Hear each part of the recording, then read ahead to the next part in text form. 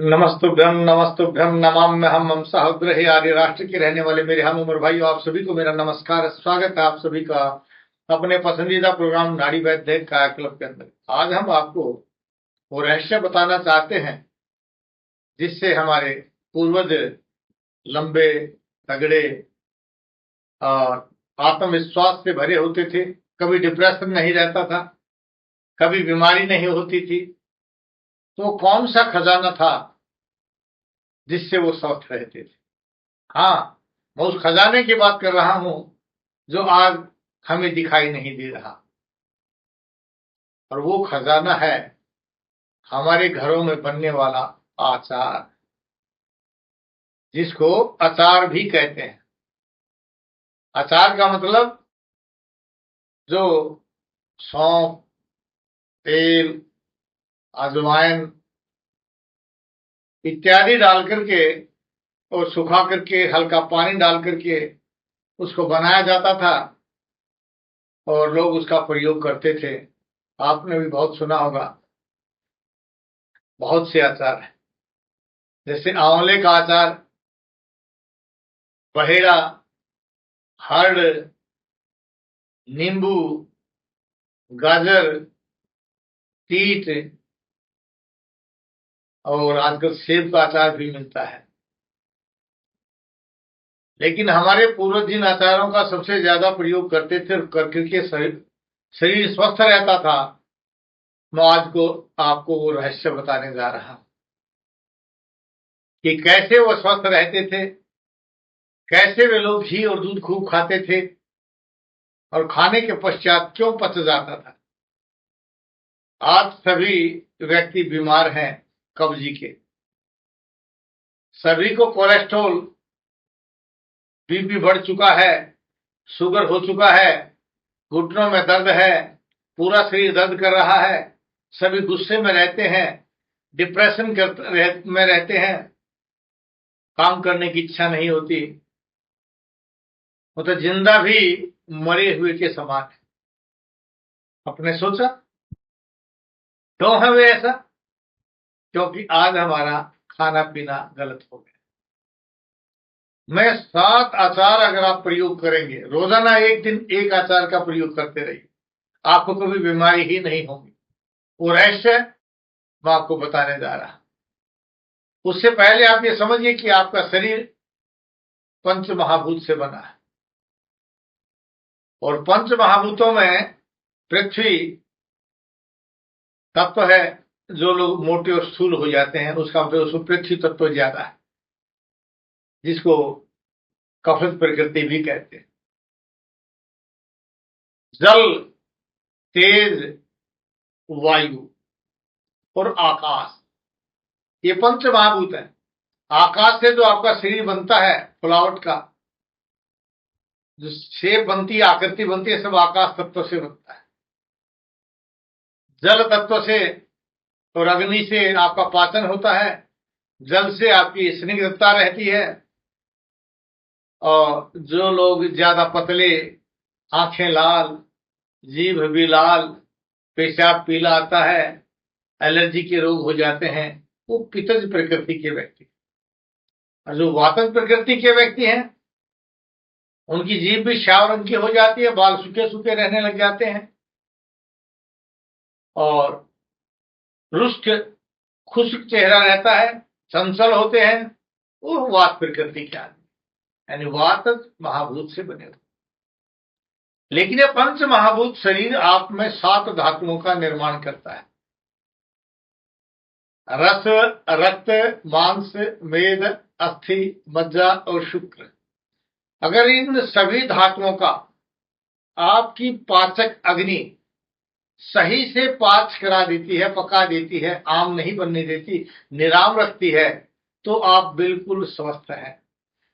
और जब ये अग्नि मंद हो जाती है, चाहे वो दक्ष अग्नि हो, चाहे रस अग्नि हो, चाहे रक्त अग्नि हो, चाहे मांस अग्नि हो, चाहे मेद अग्नि हो या मज्जा शुक्र की अग्नि हो, अगर कोई भी अग्नि कमजोर हो जाती है तो उसी का दोष पैदा हो जाता है। और इन सभी धातुओं के अग्नियों को तीव्र करने के लिए मैंने चरक का घोर अध्ययन किया अष्टांग संग्रह, अष्टांग हृदय का अध्ययन किया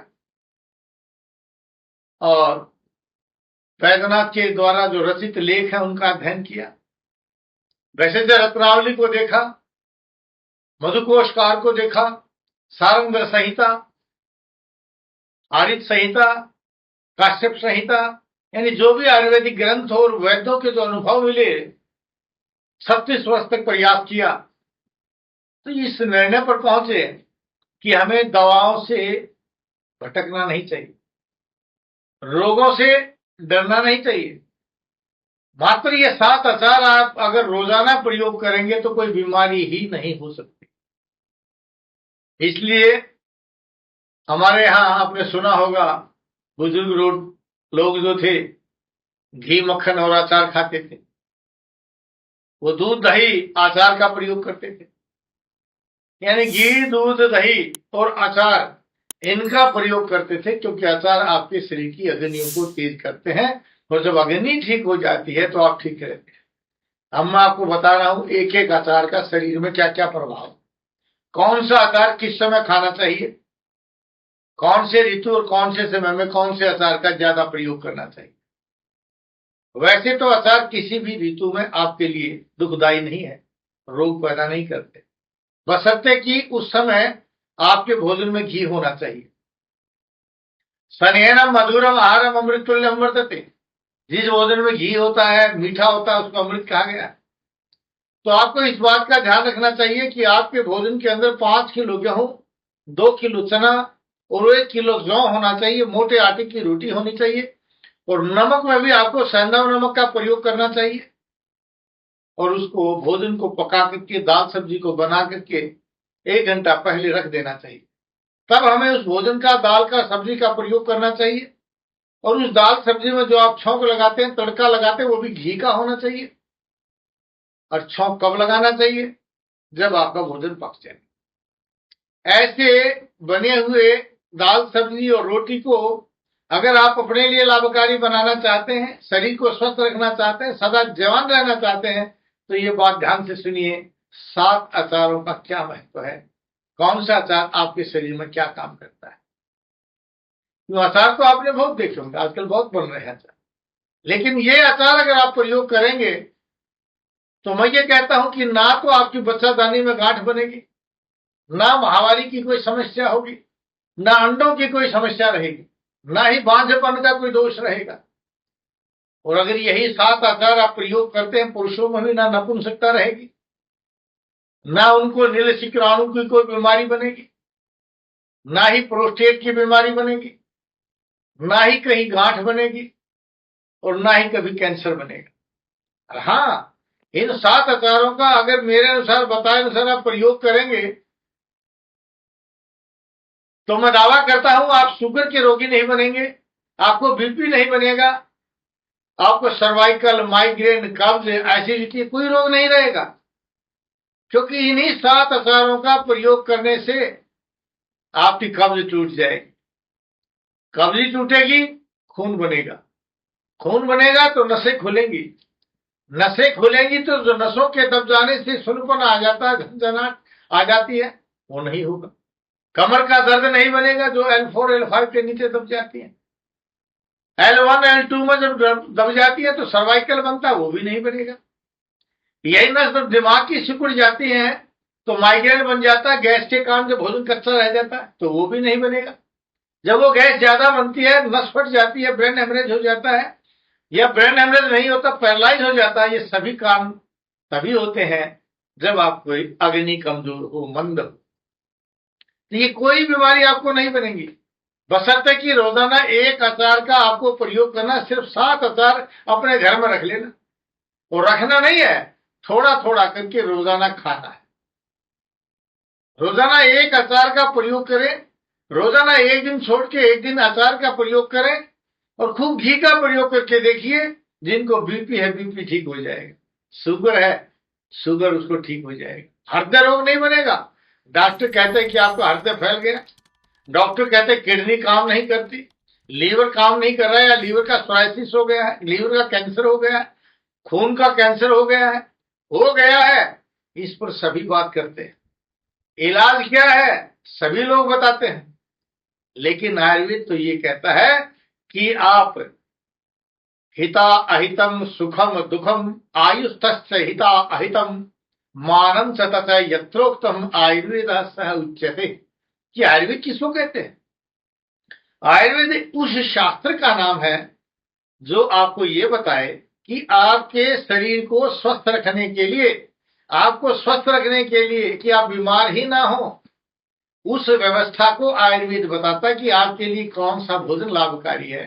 जैसे मैंने बताया कि कौन सा आटा आपको बनाना चाहिए, कौन से आचार का आपको प्रयोग करना चाहिए, दूध कब खाना चाहिए, घी कब खाना चाहिए, यानी आपके लिए क्या हितकर है, क्या अहितकर है, और आपके शरीर के लिए क्या सुख देने वाला है, क्या दुख देने वाला है, क्या रोग पैदा करता है। जिस शास्त्र में ये बताया जाए उस शास्त्र का नाम आयुर्वेद है।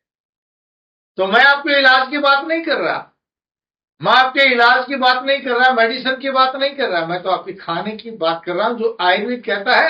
आयुर्वेद यही कहता है कि पथ्य से बिना किम भेषजम, परहेज से रहिए, यानी खाने का सिस्टम समझ लीजिए।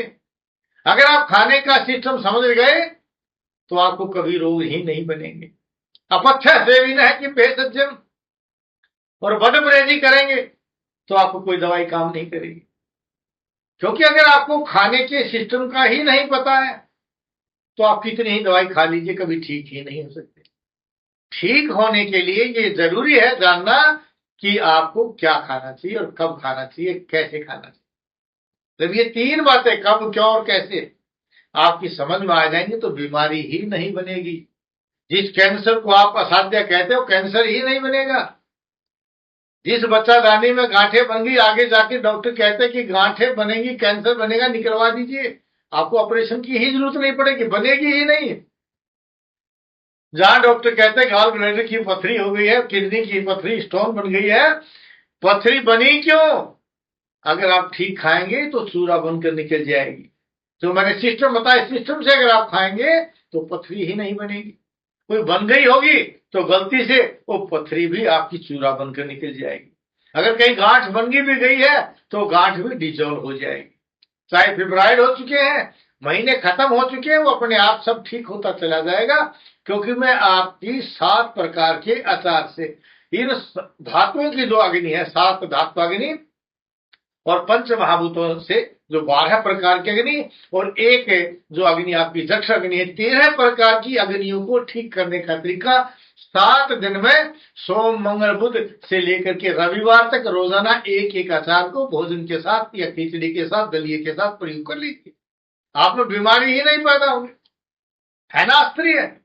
आप लोगों ने सुना है गठिया का क्या इलाज है, पर मैं बता रहा हूं गठिया बनेगा ही नहीं, और बन गया तो डिजोल्व हो जाएगा, क्योंकि आपकी अग्नि को हम तेज कर रहे हैं, आम रस खत्म कर रहे हैं। ये कच्चा रस जब जहां जाकर के रुक जाता है, वायु को रोक लेता है, या तो फूल जाता है, फूल गया तो सूज जाता है, जोड़ अगर सूज गए तो हम अर्थराइटिस कहते हैं, और यहां अगर रस नहीं पहुंचता, वायु से सूख गया तो कहते गैप बन गया है या ग्रीस खत्म हो गया। ना गैप बनेगा ना ग्रीस खत्म होगा, न सोजन आएगी, न दर्द बनेगा, न लोग गठिया कहेंगे, न आर्थराइटिस कहेंगे, न गाउट कहेंगे, न आपको उसके लिए एंटीबायोटिक खाने की जरूरत पड़ेगी। हमें जरूरत पड़ेगी उस आचार की जो मैं आपको बताने जा रहा हूं। बस सिर्फ आचार का प्रयोग कर लीजिए भोजन में, अकेला आचार आपके सभी रोगों को दूर कर देगा। ये मैंने अपने 36 वर्ष के अनुभव में, अब तो 37वां वर्ष शुरू हो चुका है अनुभव का, खूब अपने रोगियों को दिया। इसीलिए हम कहते हैं कोई बीमारी बड़ी नहीं। आयुर्वेद में किसी भी रोग को जो जन्म के पश्चात पैदा हुआ उसको असाध्य नहीं कहा गया। सभी रोगों को 3 श्रेणी में बांटा गया। साध्य जो आसानी से हजम हो जाए,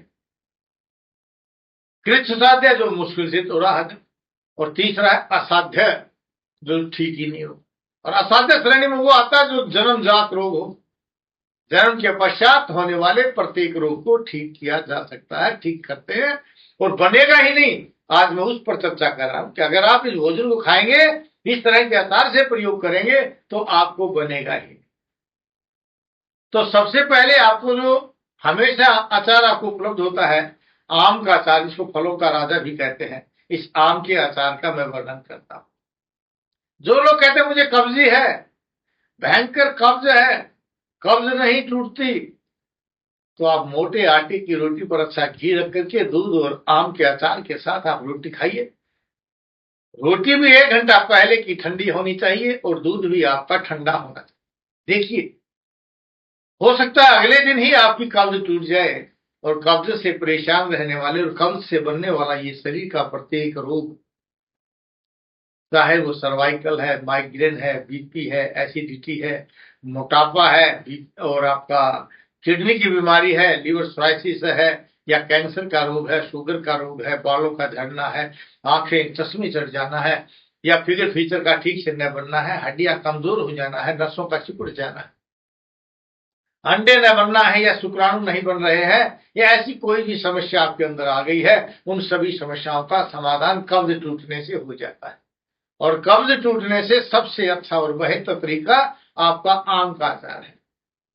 अगर इस आम के अचार के साथ आप गाजर का अचार प्रयोग कर लेते हैं तो विटामिन ए, सी की कमी कभी नहीं होगी। जो कहते हैं ना विटामिन ए कम होगा, सी कम होगा, तो आप इसे आम के अचार के साथ गाजर का अचार खा लीजिए। एक दिन आम का अचार खाइए, एक दिन गाजर का अचार के साथ भोजन, और आपके शरीर में गांठें बता दी गई है, चाहे वो बच्चादानी की गांठ है या शरीर में पूरे शरीर में गांठें हैं, या आपको कह दिया गया है कि गांठें कैंसर हो सकती हैं। ऐसी अवस्था के डरे हुए, घबराए हुए रोगियों को हर्ड का प्रयोग करना चाहिए, हर्ड के अचार का प्रयोग करना चाहिए। तो एक दिन हर्ड का अचार खा लीजिए, आपकी गांठें ही नहीं बनेंगी। एक दिन आम खा लीजिए, कब्ज नहीं रहेगी। एक दिन गाजर खा लीजिए, आपके अंदर विटामिन पूरे हो जाएंगे। और एक दिन आप हर्ड का अचार खा लीजिए, गांठें नहीं बनेंगी। अब डॉक्टर क्या कहते हैं कि खून की कमी होगी। सर यही कहते हैं, महिलाओं में अक्सर खून की कमी हो जाती है, कुपोषण के कारण खून की कमी हो जाती है। वहां आपको कितनी गलत दवाइयां दी जाती है। आज आपको जो बाजार में जो दवाइयां दी जाती है खून को बनाने की, उसमें एक एचबी नाम की चीज पड़ती है। वो जिंदा पशुओं को उल्टा लटकाकर खून निकालकर उस खून से एचबी लेकर के वो एचबी आपको खिलाया जाता है। जब चीखते चिल्लाते पशु के शरीर से निकाले उस खून और खून में से लिया हुआ एचबी, वो एचबी जब आपको खिलाया जाता है, उन महिलाओं को दिया जाता है। इसलिए आज प्रत्येक महिला असहिष्णु होगी, सहन शक्ति खत्म होगी, बच्चे में सहन शक्ति खत्म होगी, क्योंकि उन्हीं गोलियों को खा करके जो माता को गर्भ के समय में जो दवाई खून को पूरा करने के लिए खिलाई गई, उस दवाई से प्रभाव के कारण आज माता बहन बड़ी गुस्से में हो गई, सहन शक्ति खत्म होगी। कोई आत्महत्या कर रहा है तो कोई डिप्रेशन में आ गई है। छोटे छोटे बच्चे आत्महत्या कर रहे हैं, डिप्रेशन में आ रहे हैं, चश्मे चढ़ गए हैं, बाल सफेद हो गए हैं। उनका कारण यही है कि आपने खून को बनाने वाली जिस दवा का प्रयोग किया, उसके कारण आपके अंदर ये रोग पैदा हो रहा है।